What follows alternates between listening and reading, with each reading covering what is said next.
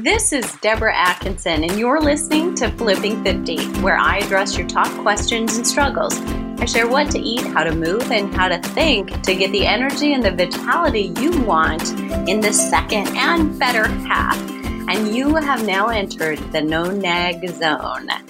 Officially, I asked all of you, and the response was a resounding, this is what I'd like if we could talk to a relationship expert. How do I motivate and encourage my significant other's spouse without nagging? So here it is. My guest is here to do just that with us. I pulled in the best of the best. Fiacra Figs Sullivan, or O'Sullivan, is the founder and chief empathy officer at Empathy, which provides step-by-step guidance for couples and individuals who care about their relationships. He's a licensed marriage and family therapist who's a certified in emotionally focused therapy for couples and individuals, and a passionate entrepreneur driven to change lives for the better. He strives to interact with clients as a fellow traveler on life's journey, allowing them to easily dive deeper into their stuff with his down-to-earth philosophy. Constantly working on his skills and psychotherapeutic approach, Figs is passionate about helping couples love each other and feel more connected. He's been heard on NPR, All Things Considered, as a relationship expert and is the most sought after and highly rated couples counselor in Silicon Valley. Figs, thanks so much for being here. Wow. Well, thank you for that amazing introduction. I'm honored to get to be on your podcast, Deborah.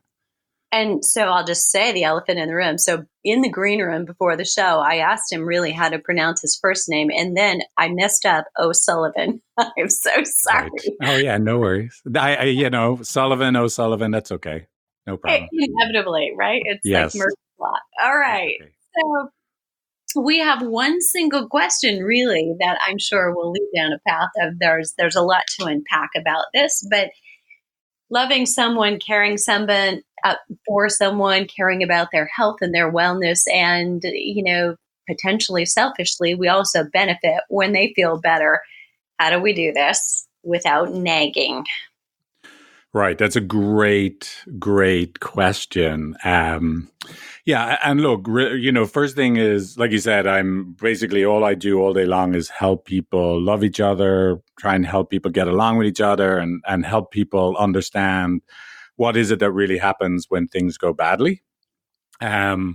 So I do think this is a common area where couples can get in trouble. And I would say maybe a good starting point to talk about it, because like you said, there's a few different parts to this, is one of the places where people will always get in trouble with each other is when you are describing the other person versus sharing about your own experience. So does that make sense, what I just said, Deborah?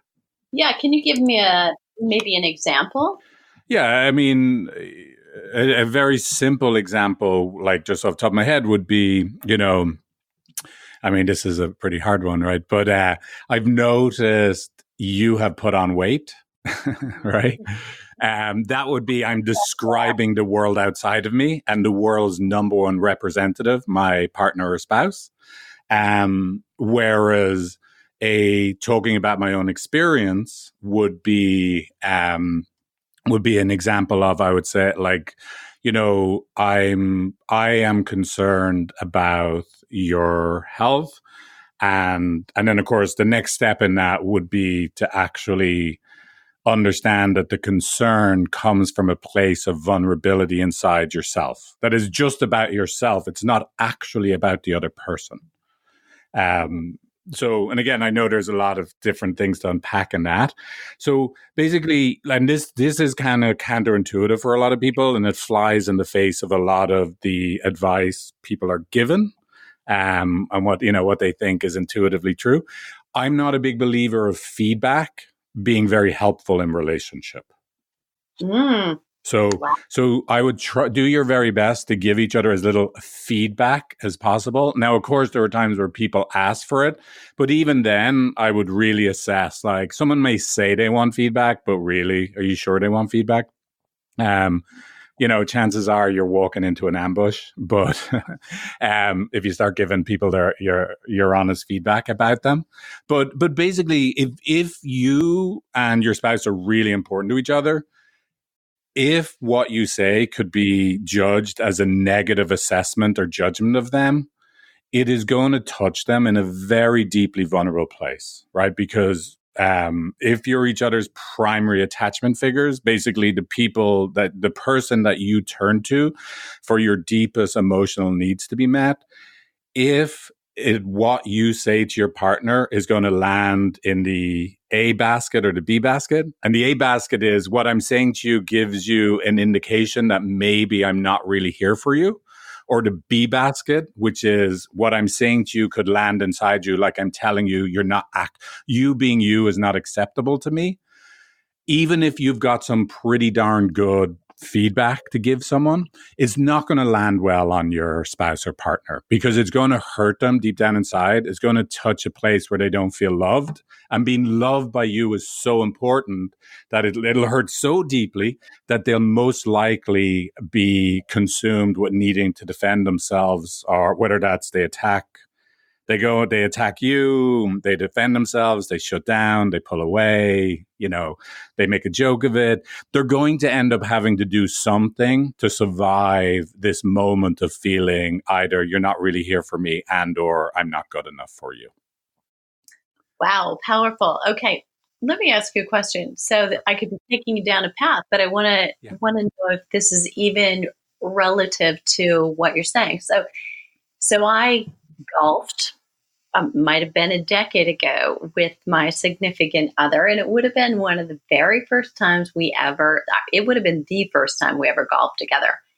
And we had talked about it, talked about how I grew up golfing, talked about it being a long time since I had it.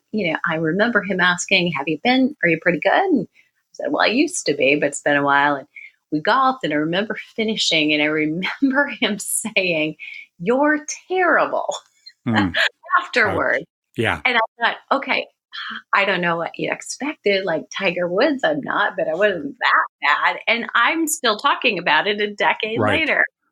Exactly. So this is where, right, look, and look, maybe some objective perspective, like if there was such a person in the world, could stand and watch you from some drone's eye view and assess whether you're good or terrible at golf. But again, to give feedback or assessment, someone that his opinion of you is actually very important to you. There's a vulnerable part inside that those words land in. Even if you might rationally go, look, he's not really describing me as a person. He's just describing this behavior, right? Or this activity that I'm not great at. And I wouldn't necessarily disagree. But that's not where it first lands inside. Where it first lands inside is, and if you think one of the easiest way to understand it is, imagine it's like a little child hearing it from a parent.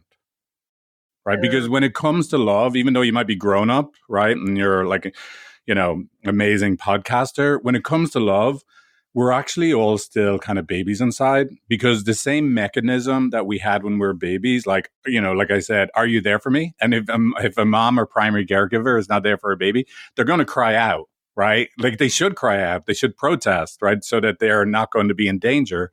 And if it looks like a primary caregiver or mom, your primary attachment figure, looks like they're disappointed in you, it's going to really, really hurt. So if you tell someone you're terrible at golf, chances are it's going to hit something deeper in them than just how they feel about their golf game. Fantastic. Yeah. Very helpful. Right. So just to go back to then, the first thing I said is, and look, here's everything I'm talking about, and this is one of the hardest things for my clients to get. People only get to practice everything we're talking about right now after they got it wrong. So this is most people think like, oh, okay, I'll learn this and I'll do it right all the time. No, You won't do it right. I don't do it right. Right. And I'm the quote unquote expert. I know I need to adjust course and stop describing my wife because she gives me a signal that it hurts. Right. And now she either gives that signal vulnerably or I can tell, right, she's pissed. She's not listening to me. She's starting to pull away from me, or she's critical of me, right? Like I get a signal relatively quickly. She gives me a signal pretty quickly that I better adjust course here, right? And then so me describing her isn't working out because instead of it being a connected moment or me even getting a chance of getting closer to that which I long for, whether that's she starts looking after herself better, where her lifestyle and health, I've actually moved further away from it now, right? And so then I have to do this process, or, I say I have to. The invitation would be to do this process where can I notice I was describing another, I'm in story of other, right? It's like they need help. They need to change their lifestyle. They could do with eating less cookies at midnight, right? To going like, hold on a second. So firstly, I'm in awareness, I'm doing it. And then I got to ask myself this really important question, what's it to me? And you kind of alluded to this, Deborah, at the very beginning, like, what's it to me if my wife, my partner eats cookies at midnight? And, and if you have the answer to that question for you is like, it is just wrong. There's no one in the world would agree with eating cookies at midnight. Well, that's not going to cut it, right? Because that's an even deeper message to your wife that that they are just bad, right? But can you find something deep inside yourself that is just yours? Because if my wife eats cookies at midnight, maybe one day I will lose her. That she could get sick or she could die, right? And what would it be like for me if she got sick or she could die? So the first thing is I notice I'm scared. And then what would happen if I did lose her? I would be lonely because I love her so much. Now, and this is a gross oversimplification, and I'm doing it very easily. For people, this can be very hard to make this deductive reasoning of what they're actually experiencing. So now I might be able to, after messing up, and she's upset with me now, and she's eating even more cookies. By the way, my wife is not a cookie-eating midnight snacker. I think you should have her here defending herself. Yeah, no, exactly. I've just a silly one made up on the spot, right? So now I have the chance to go back to her and say, here, come here. You remember I was all critical of you about your midnight cookie snack eating, like soirees every night. Well, it turns out I did a little bit of getting curious about myself, and I worked out what it is that's actually happening for me. When I'm asking you to change, I'm actually having a very vulnerable experience. I get worried that maybe you get sick one day and I could lose you. And if I lost you, I'd be devastated because I'd be so lonely because I love you so much. Now, and if you notice, that's it. No request. I don't even put a request on the end of that. That is the most likely way someone will actually hear me and want to consider being curious about their own behavior, and the best chances that they themselves will decide to change their behavior, because now they will be in touch with their emotional bonding, significant feelings towards me. To hear that my husband is actually scared of losing me because he loved me so much and he's lonely, that's like the best case scenario that they would want to actually consider changing their behavior. It's like gives you the highest probability. And I never even asked them to do it the second time. That's the key. Wow. Powerful. Okay. Right. Can I just say one last thing about this? So here's a really important thing about this, right? Let's say you're writing all this down and going, okay, this is what I'm going to do. I'm going to not describe them. I'm going to describe myself. I'm going to get to something vulnerable, and I'm going to make it about this emotional significance about the importance of our relationship. If you were doing that just as a strategy, you're like, great, that's it. I'm going to apply that. But if you were just applying it as a surface level strategy, as opposed to this is actually true for you in your bones, it won't work, right? Yeah. Strategy is not going to work because human beings are incredibly, incredibly smart. And they'll know even if you're saying like you're going, but Figs, I said all the right things. I did exactly what you said. But look, human beings know if someone is manipulating them or strategizing. And that may sound harsh saying manipulating, but strategy won't work. It's got to come from the heart. Yeah, I love that you said that. And I have a little code with my significant other. So every once in a Right. while, it's almost the game we play, so we can laugh it off and come out of it with humor when he knows that he's screwed it up and he's trying to reform. and and I'll say something to him. He's like, "Well, I'm reading Cosmopolitan. I turned to the page." I mean, Right. and Exactly. we Right. both know that it's exactly what you just described. He's trying now to go through the steps, but he didn't do it, just from emotion. And Exactly. Figs, there's no accidents. So literally 2 hours ago, I was in a class. I was the student listening to a program, and he said to everybody, he said, if you are out there right now with a pen, trying to take notes, trying to get all of this down on paper, put the pen down. Just Right. just listen. The learning happens when you're taking it in and you're really absorbing it. The recording will be here later. You can come back to that if you need it, but just listen and absorb it into you so then you can do it without having to rehearse and memorize it. So, yeah, so glad you kind of echoed that for me. Yeah, that's beautiful. Absolutely. So here's, one of the things I always say is what makes things better is experiences. It's not actually learning communication tools or new techniques. Now, most people come in thinking like we have a communication problem. We need to learn how to communicate better. But actually, you only need the communication skills of a 3-year-old to make love work. In fact, what we have to do is get rid of all those big words you've learned, right? And all that amazing, valuable feedback you could give each other and get down to what am I really reeling and feeling inside, right? If I look out at the world and the world looks this way, where you're either, not looking after yourself or you're not exercising, what's it to me? What's the vulnerable experience? And how is that significant in regards to how I feel about you because of how important you are, our relationship is? And then can you share that? And if both people are committed to doing that, again, remember, you'll always start from behind the 8 ball, as I say. You'll only get to practice it because you just got it wrong. But if both people are committed to giving themselves and each other a chance to do that, you can have a really deeply connected relationship and be able to together have very productive conversations about so what should we do about how we eat or exercise or whatever the topic of the day is.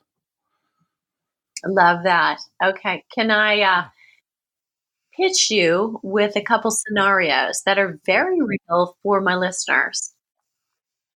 Absolutely. Okay. So we've got a lot of women who might be going through one of our Flipping 50 programs. That might be a 28-day kickstart, might be an 8-week strength training program where they're also starting to look at how they eat. And, there's always internal resistance. So all of us, even if we're choosing to change is hard or can be. So we're trying to find ways they can reduce the resistance and make it easier to do the right thing as they're getting into this new pattern of new habits and being a person who lives a different lifestyle.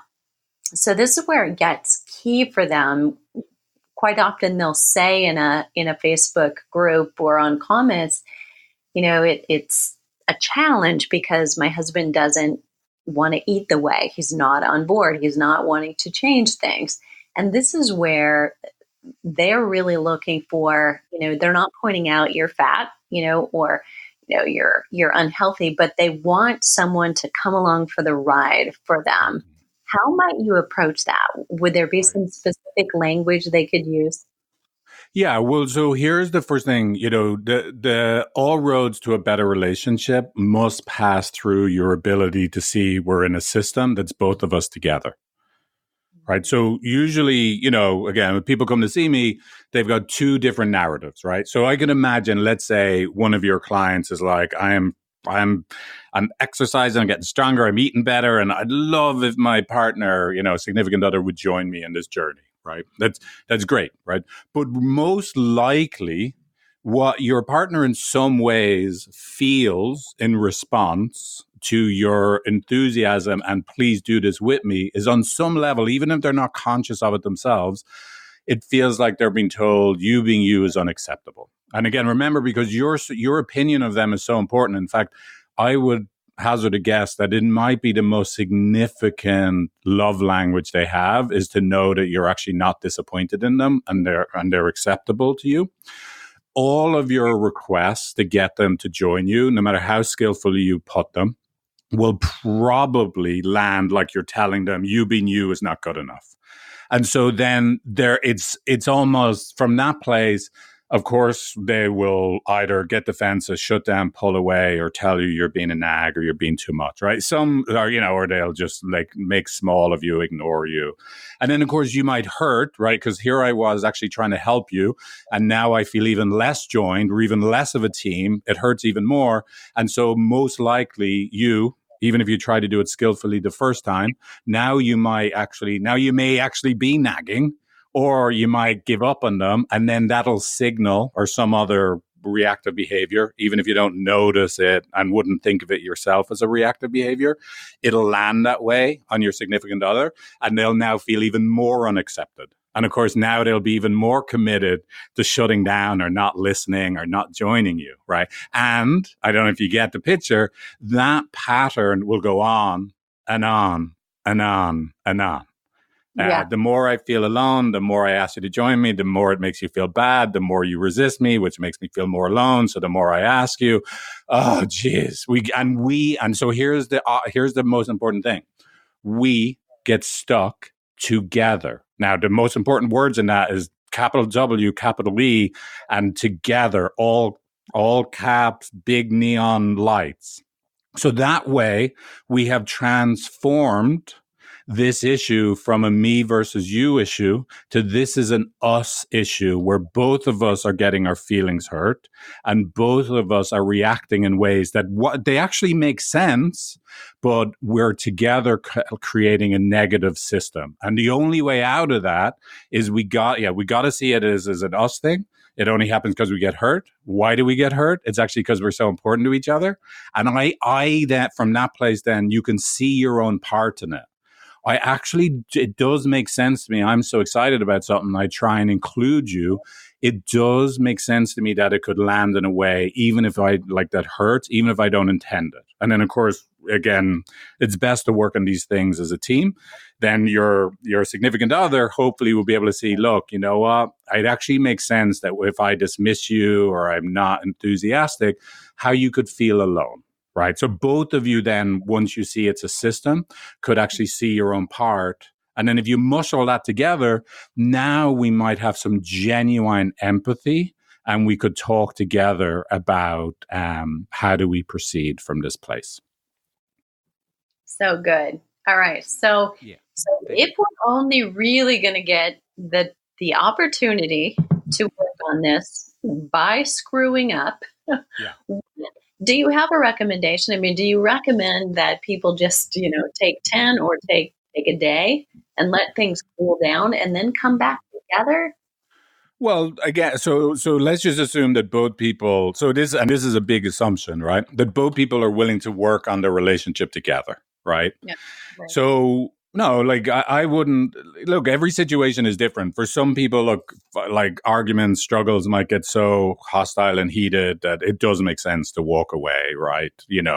Because we have to make sure our struggles are happening inside a window of tolerance that we're not going to do, lasting damage to our connection, right? So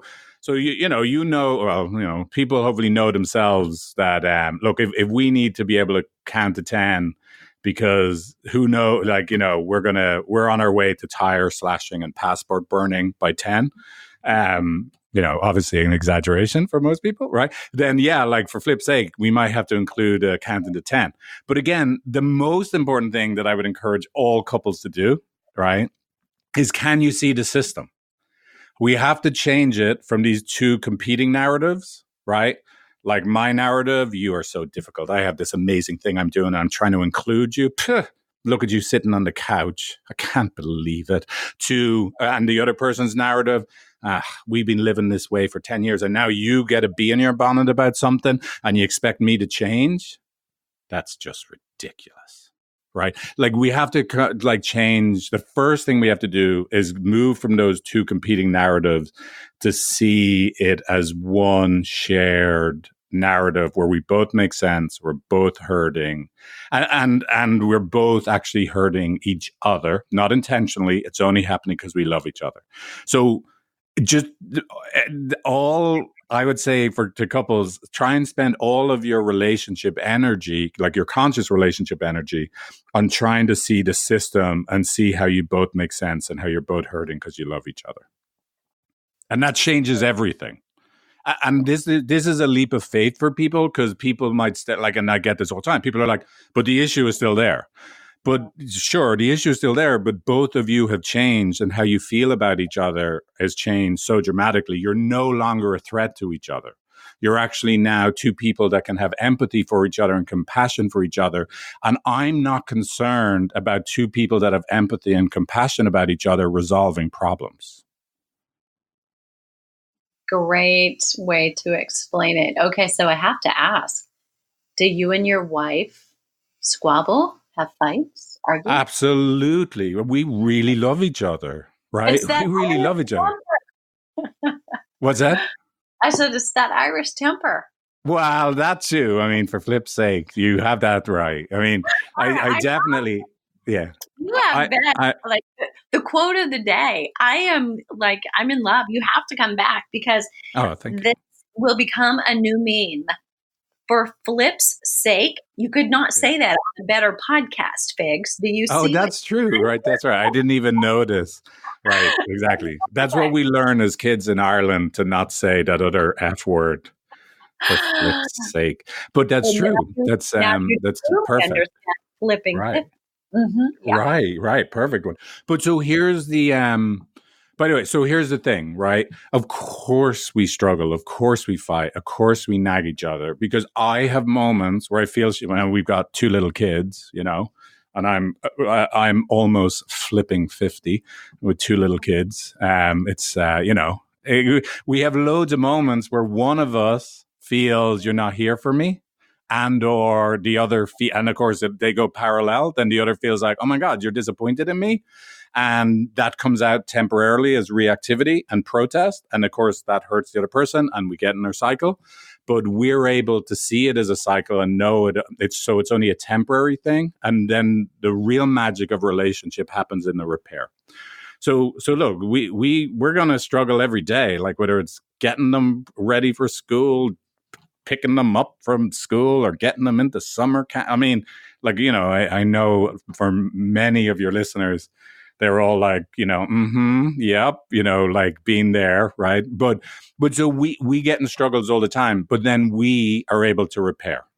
So first step and most important step, as I was saying, is can you see it's a system and it's only happening because you both hurt because you love each other and you both have a part in it, even if you at first thought it was only about the other person. And then, of course, the second part is once you get there, then can you actually be loving and caring to the part of your partner that got their feelings hurt in the system that had just happened? And of course, that if both of you can do that, that's amazing, right? That's a lot of adulting there. I love it. Exactly. There's a lot of adulting, right?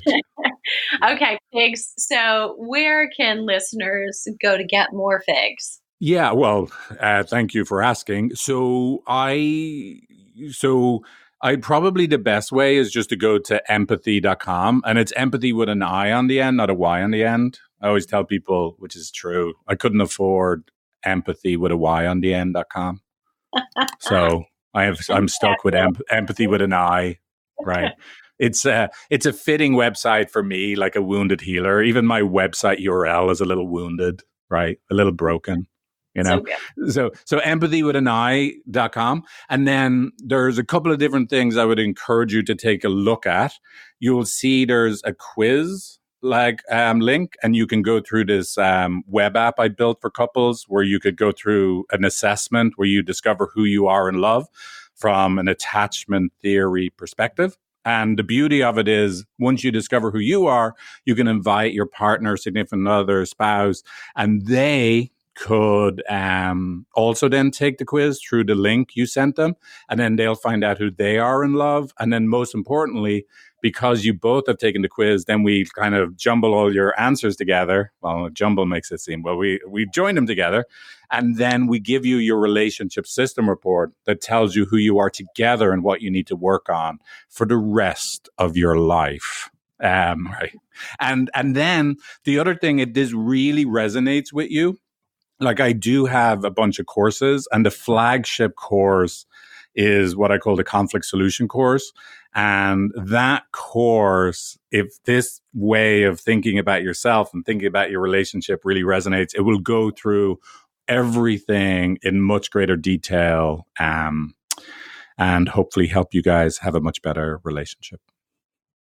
Fantastic. And listeners, of course, if you're driving, you're walking, jogging, or you're lifting weights, I've got you covered. I will put those links all in the show notes. And I think what a great opportunity, actually, Figs, for something that may seem, just isolated and benign, like getting your spouse to exercise or getting your spouse to come along to eat well, really getting to just the root of a better, more phenomenal relationship all the way around. Oh, absolutely. Yeah. And look, we know, if you're familiar with that Harvard, the longest ever study on health and happiness, this Harvard longitudinal study where it's now 70 plus years. The number one finding they found for what makes people happy and live longest and healthiest is the quality of their relationship with their significant other. And then after that, it's like, it's, your family. And then, of course, your friends, community, it just goes out.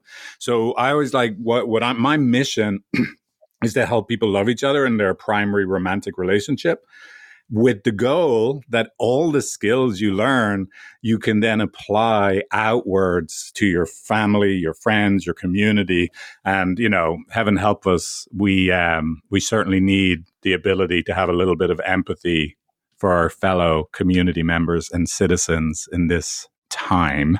So, small little mission to try and help people love each other and have empathy for each other, So good. All right, everybody. If we missed a question that you have, please leave it below the show link at, listen to this, flipping50.com/figs, F-I-G-S. I love hearing from you, so share those comments. And if this episode was helpful, please leave us a rating in iTunes. It really helps us spread the word, and then share it with a friend. Surround yourself with a supportive community of women on the same journey. And by the way, I would share this one potentially with your spouse. To get the most from this week's episode, again, check out today's show notes at flipping50.com/figs, where you'll find the juicy downloads and links to connect further with Figs. And what are you waiting for? Let's start flipping 50 together.